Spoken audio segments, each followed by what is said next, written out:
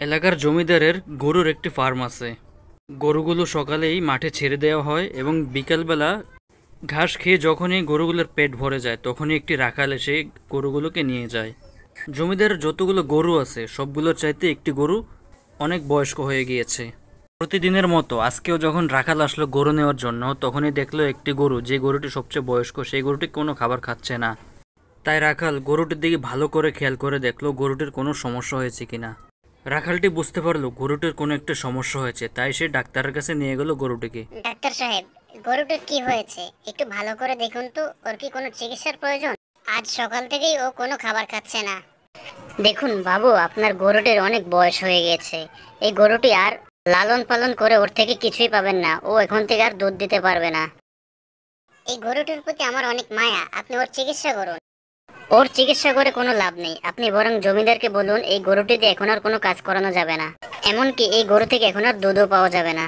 জমিদার মশাই, ও জমিদার মশাই, একটু শুনে যান, আপনার এই গরুটি এখন থেকে আর দুধ দিতে পারবে না, ও অনেক অসুস্থ হয়ে গিয়েছে। রাখালের মুখ থেকে গরুটি অসুস্থ হয়ে যাওয়ার কথা শোনার পর জমিদার বলে উঠল, শোন, এই গরু দিয়ে যদি এখন আর আমার কোনো কাজে না আসে, এই গরুটি তুই জঙ্গলে ছেড়ে দিয়ে আয়। কেন এর দ্বারা আমি এখন আর কোনো উপকার পাবো না, আর আমি একে বসে বসে খাওয়াতে পারবো না। এটা কি বলতেছেন জমিদার মশাই? এই গরুটি আমাদের অনেক পুরাতন গরু, এত বছর দুধ দিয়েছে, আর আজকে ও অসুস্থ হয়ে গিয়েছে, তাই আপনি ওকে জঙ্গলে ফেলে দিবেন? আমি এটা করতে পারবো না। তুই যদি এটা না করিস তাহলে তোকে এই বাড়ি থেকে বের করে দেবো। তুই সবাই গরুটি বের হয়ে যা। আর এতে করে যদি তোকে বের করে দিতে হয়, আমি তোকে বের করে দিলাম, চলে যা আমার বাড়ি থেকে। রাখাল মনে কষ্ট নিয়ে গরুটিকে নিয়ে জঙ্গলের দিকে রওনা দিল। সে গরুটিকে জঙ্গলে ফেলে দিয়ে আসবে, কিন্তু তার এতদিনের পালিত গরু সে জঙ্গলে ফেলে দিয়ে আসবে এটা তার মন মানতেছে না। আবার এদিকে জমিদারের করা হুঁশিয়ারি, সে যদি গরুটিকে ছেড়ে দিয়ে না আসে তাহলে তাকে সব বাড়ি থেকে বের করে দেবে জমিদার।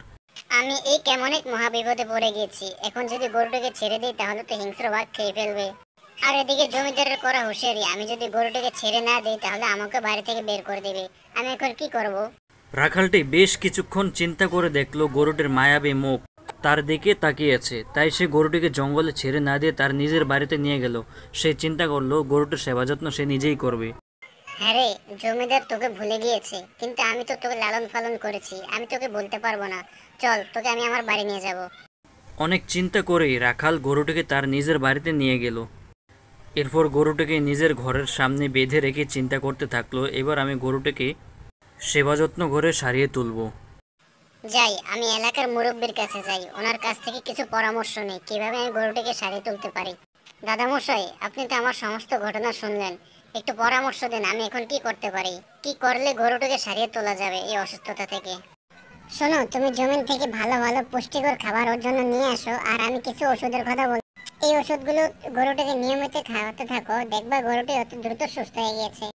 এরপর রাখাল লোকটি ভালো ভালো ঘাস, পুষ্টিকর খাবার এবং ওষুধপাতি ঠিকমতো গরুটিকে খাওয়াতে থাকলো।